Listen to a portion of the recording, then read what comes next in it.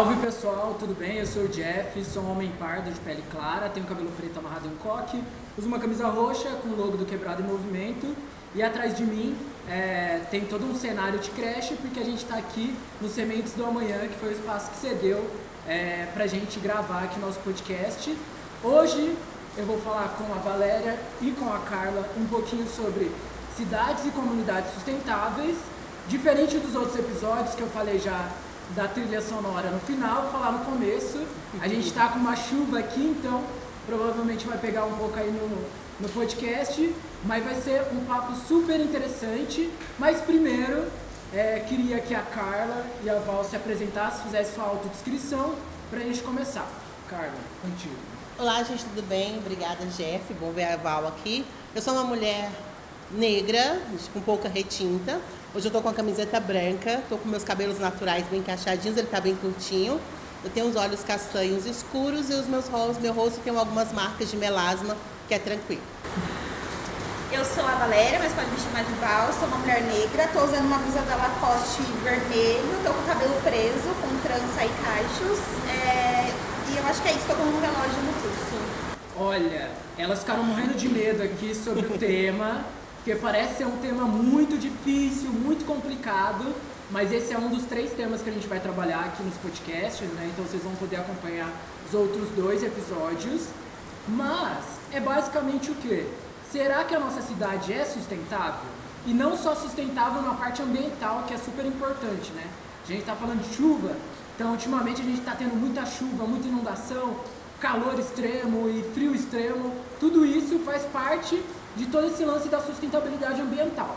Mas será que tem outros lances de sustentabilidade? Então eu queria perguntar para Carla e também para Val, como que é a comunidade que vocês moram ou que vocês cresceram? A Carla é da região aqui da Gleba, a Val cresceu e passou um bom tempo da vida no Lafayette Álvaro. Queria saber, sustentabilidade no bairro de vocês, na comunidade de vocês, tinha escola perto, tinha praça com equipamentos legais, tinha espaços culturais, tinha eventos, era fácil de ônibus, era fácil para andar nas calçadas, andar com bicicleta. Carla, com você. Vamos lá. Trajetória aí, gente. Eu sou de Vitória da Conquista, na Bahia. E Vitória da Conquista, mais de 20 anos atrás, é uma cidade que era muito fria e hoje ela é muito quente.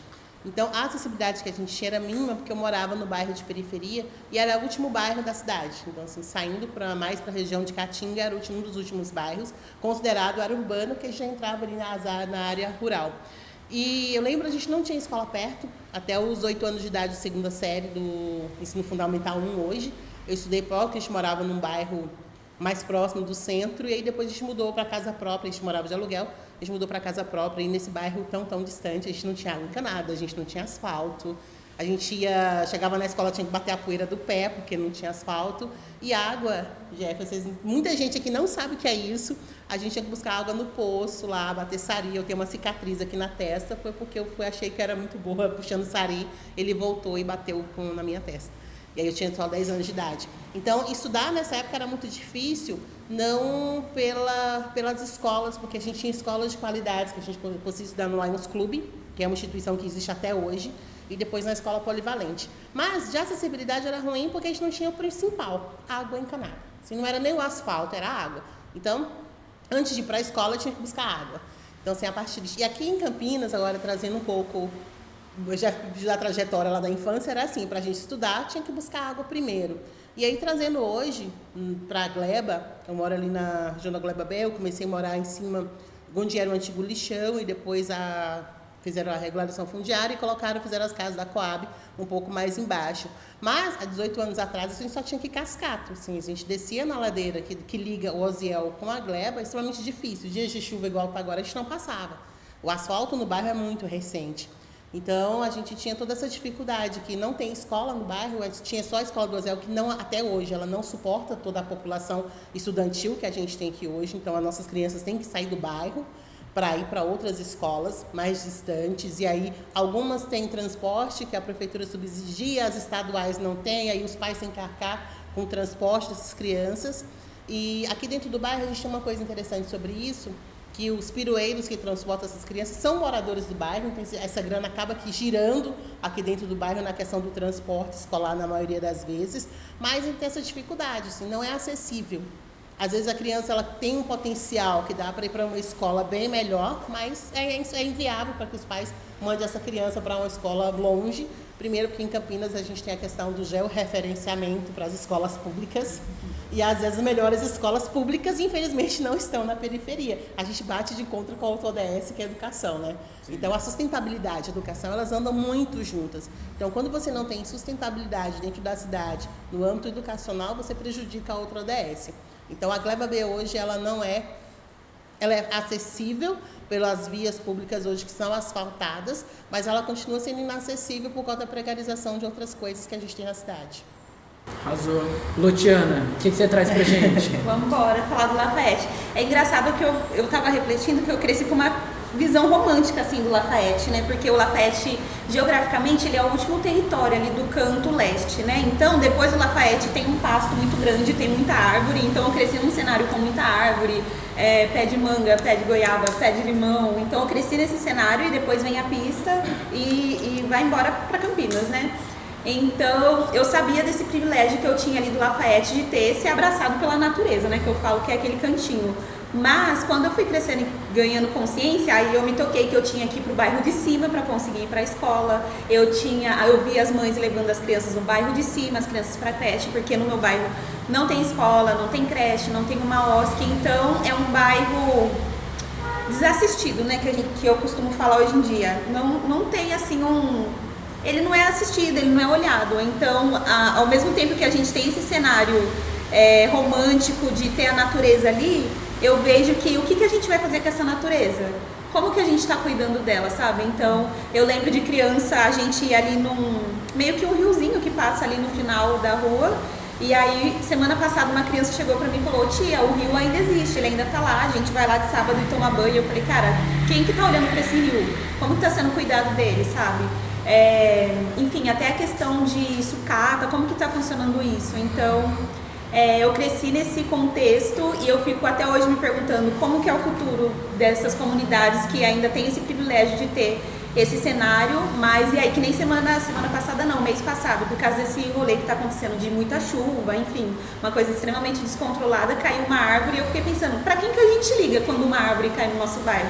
Quem que tá contando pra gente, tipo assim, ó, se acontecer tal coisa, cair um fio, acontecer uma coisa assim, mais falando em questão de natureza, pra quem que a gente vai ligar? Então é um rolê assim que essa informação não tá chegando lá dentro, sabe? E eu me preocupo bastante nesse sentido, assim. Então esse é um pouquinho do Lafayette. Apesar, né, da gente falar que a sustentabilidade é para além do ambiental, acho que a Carla e a Val trouxeram duas coisas importantes, né, que é o acesso à água.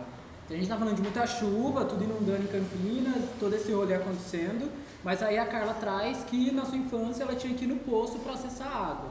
A Val traz que antigamente tinha um rio que cortava o Lafayette.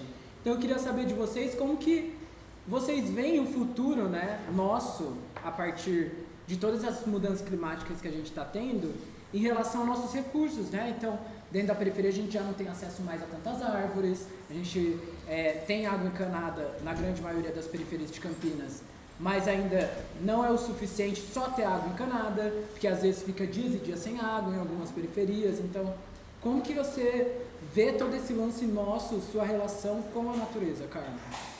A gente tem aqui perto ali da Gleba, que corta, a divisão do bairro o limite do Oziel e da Gleba é o córrego, né?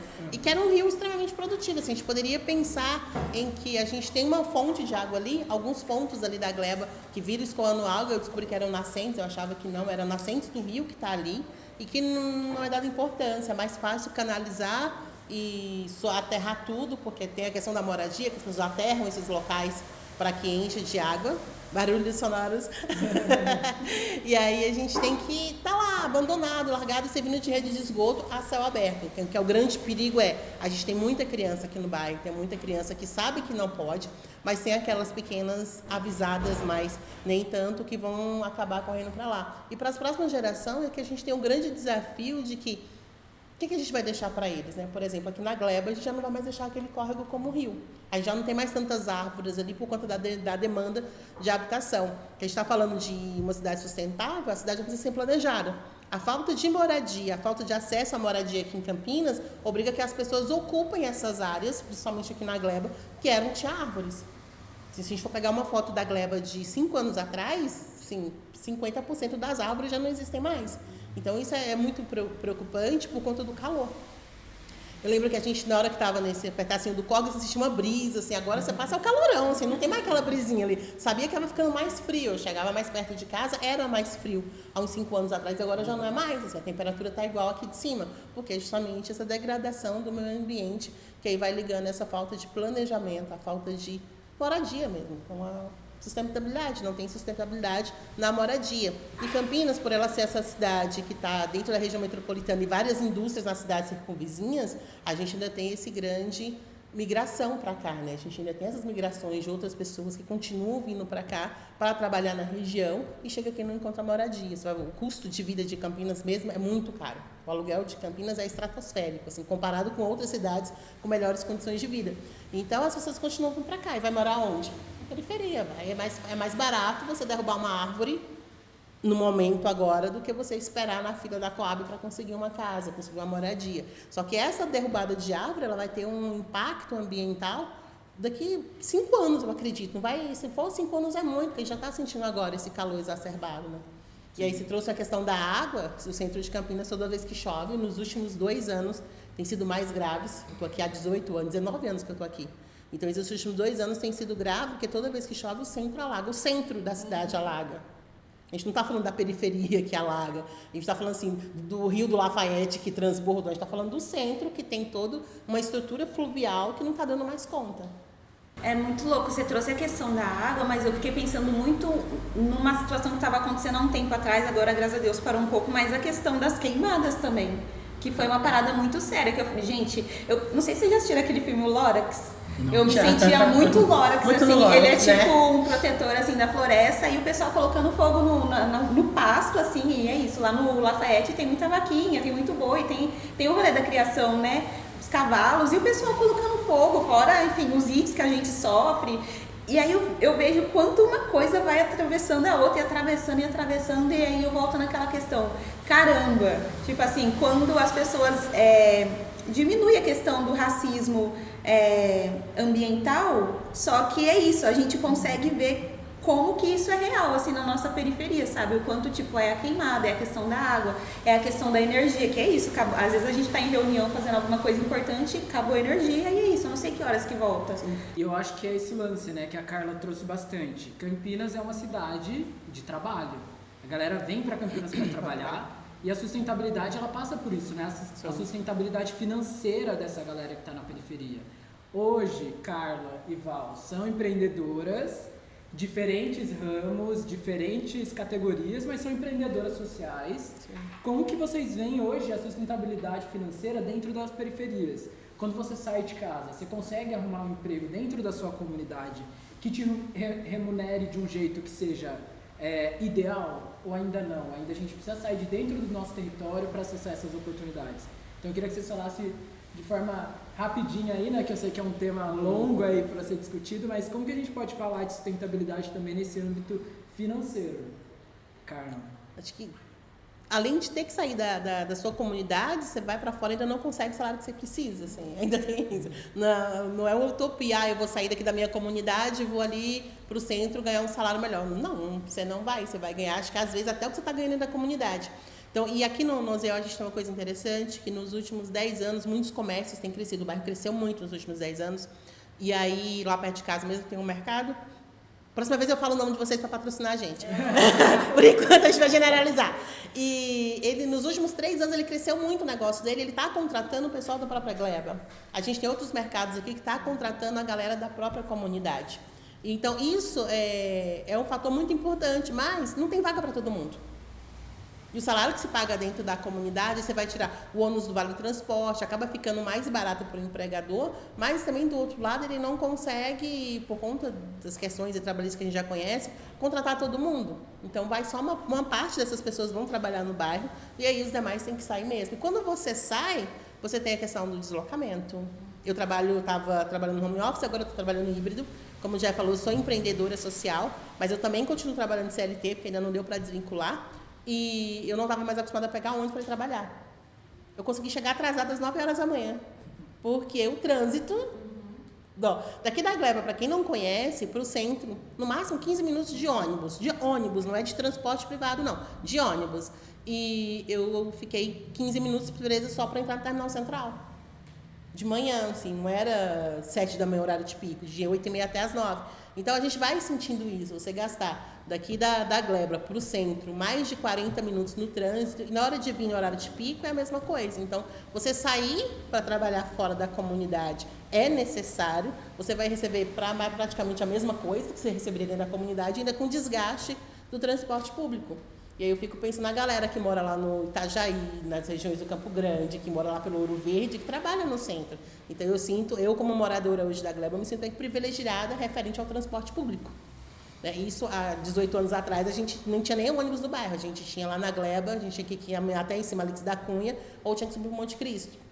Aí quando eu pego a galera reclamando do transporte público que tem a cada 30 minutos, eu fico meio chateada. Falei, cara, tá ruim, mas tá melhor do que tava. Assim, não é o ideal ainda, mas tá bem melhor do que tava. A gente tem uma demanda muito grande nos horários de pico, com mais que tenha mais linhas de ônibus, a galera ainda sofre, porque vai muita gente em pé. Isso, então, a gente pensando nisso, Jeff, é referente à sustentabilidade de trabalho, independentemente se você trabalha dentro da tua quebrada, se você trabalha no centro ou na cidade vizinha, o teu salário vai estar mais ou menos a mesma coisa. Valéria, o que você traz em relação ao Lafayette? Nossa, esse tema é complicado, mas me fez lembrar uma coisa que minha mãe... É isso, eu não moro mais em Lafayette, mas minha família mora lá e eu tô sempre... Eu vou ser aquela tia que vai ficar na frente de casa escutando o que está acontecendo, porque eu acho que eu sou muito territorialista e o meu trabalho também me faz muito ter esse olhar social, né, para dentro da periferia.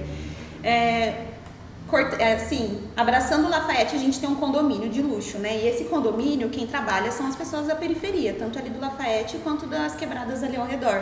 E essas mães trabalham ali de domésticas, enfim, dentro dessas profissões. E as filhas, os filhos ficam na onde? Então tem uma pessoa dentro do Lafayette que foi lá e ofereceu, tipo, a casa dela para cuidar das crianças, sabe? Então as mães vão pro condomínio trabalhar e deixam as crianças dentro da casa dessa mulher para ela ficar cuidando. Então eu fico pensando, acho que é isso, né? A gente vai ficando mais velha e eu tenho voltado muito meu olhar para as mães, assim, do território e o quanto... É isso, né? Ela tem que fazer vários corres e o quanto isso atravessa, ou às vezes quando ela quer trabalhar e o que ela faz com toda a demanda que ela tem, né? Então, como que a gente consegue ter esse olhar também empreendedor para dentro da quebrada? Porque se parar para pensar, essa mulher está sendo empreendedora. Sim. Ela está ali cuidando e oferecendo alimentação para as crianças e fazendo uma coisa que talvez ela não tenha esse olhar empreendedor para essa necessidade, mas é isso que ela está fazendo. Então, como que a comunidade mesmo consegue fazer essa grana girar ali? Como que a comunidade consegue fazer, tipo, meio que o ecossistema girar, sabe? Sim. Fazer meio que, ao invés de eu precisar sair do meu território, porque é isso, é muito desse lugar de... Tem mães que não vai conseguir sair, infelizmente. Sim. Tem muitas que vão querer, tipo, cara, eu quero trabalhar para fora, mas tem mães que vão ficar dentro do território. Então, como que eu consigo me emancipar dentro do meu próprio território? Como que eu consigo fazer esse território ser sustentável? Então, eu acho que eu tenho voltado muito meu olhar nos últimos anos para isso, assim, como que essa sustentabilidade financeira e esse empreendedorismo roda dentro da nossa própria comunidade. E o Lafayette é isso, é uma quebrada muito pequena. Eu fico imaginando o Osiel, que é uma quebrada muito grande e a gente passa aqui na avenida principal e assim, enfim, inúmeros comércios e eu fico pensando o que acontece nas ruas dentro, né? O que acontece com as mães. Então, acho que esse olhar crítico assim, que eu estou desenvolvendo muito para dentro da periferia. Eu acho que é isso, né, pessoal? Esse é o nosso podcast de número 3, né? Cidades e Comunidades Sustentáveis. A gente teve outros 2 que você pode escutar, que é de educação de qualidade e também redução das desigualdades. E faz parte, né, da nossa trilha aí do projeto ODS na Voz. Então a gente teve as formações que aconteceram na Escola Estadual Osiel Alves Pereira, em janeiro e fevereiro. E agora aqui no Sementes do Amanhã a gente está fazendo essas gravações dos podcasts que vocês podem acessar no canal do YouTube da Uzipa Criativa, viabilizado pela Lei Paulo Gustavo. Agora eu queria que Carla e Val deixassem seu recadinho final e suas redes também, pra gente encerrar esse papo, tá muito bom, mas era para ser rapidinho mesmo, pra galera consumir ali durante uma pausa, durante o almoço. Então, Carla, seu recado final e também suas redes. Eu tinha mais 10 coisas para falar, mas vamos lá. Primeiro, agradecer ao Uzipa por toda essa estrutura que tem dado para a gente tanto dar o curso como estar aqui. É importante a gente discutir isso, como a Val falou. A gente nem sabe que as coisas acontecem, né? Como que a gente vai ligar para a Defesa Civil se ninguém falou que a gente tem que ligar para... anunciou na TV, mas será que está todo mundo assistindo TV hoje para saber que tem que ligar na Defesa Civil? Então, é importante a gente ter esse cuidado. Equilíbrio. Eu sou terapeuta comportamental cognitiva e trabalhando com mentores de mulheres empreendedoras. Tenha equilíbrio. E se você não tiver, também está tudo certo. Se você estiver bem hoje, fica tranquilo. O importante é você buscar sempre o equilíbrio entre estar bem, procurar ficar bem, e se você não estiver bem de forma alguma, procure ajuda. Procure um profissional da saúde, procure um terapeuta, procure alguém para conversar, porque você não precisa sofrer sozinha. Principalmente mulheres. A gente sabe que para nós mulheres é mais difícil algumas questões, como a Val trouxe um ponto rápido, que é de que onde eu deixo meu filho para eu poder ir trabalhar. Isso é uma dor muito grande, traz um sofrimento. Então não precisa sofrer sozinha, não. Procure ajuda. Me procure lá no @carlaalexandras.com. Não, esse é outra coisa, gente. O Instagram. Já é carla.alexandras, é Carla com K, e é com S mesmo no final, porque afinal de contas eu não sou só uma, eu sou várias mulheres dentro de mim. Fragmentada. Acho que o recado que eu tenho é a gente, cara, tô muito nessa brisa assim de preservar a memória do território. Então, tipo assim, cara, como que nasceu o seu território? Por que ele está ali? Como que você pode fazer algo pelo seu território? Qual que é a história dele? Quem são as pessoas que passaram por ele que foi importante, tá ligado? Qual que é a memória que tem? Qual que é a memória que a gente precisa registrar? Porque a gente sofre muito com o apagão da memória do território periférico. Então, tipo assim, se a gente não for atrás da informação, se a gente não cuidar disso, né? Primeiro da informação, pra gente entender como que a gente consegue mudar essa estrutura sustentável, aí é isso, a gente vai continuar perdido e batendo cabeça. Então, vamos preservar a memória do nosso território, seja lá qual território que você for. Se cada um fizesse um pouquinho, a nossa memória vai estar preservada, tá ligado? E eu tô lá nas redes sociais, @Valéria com W e Simone com Y no final. Chique.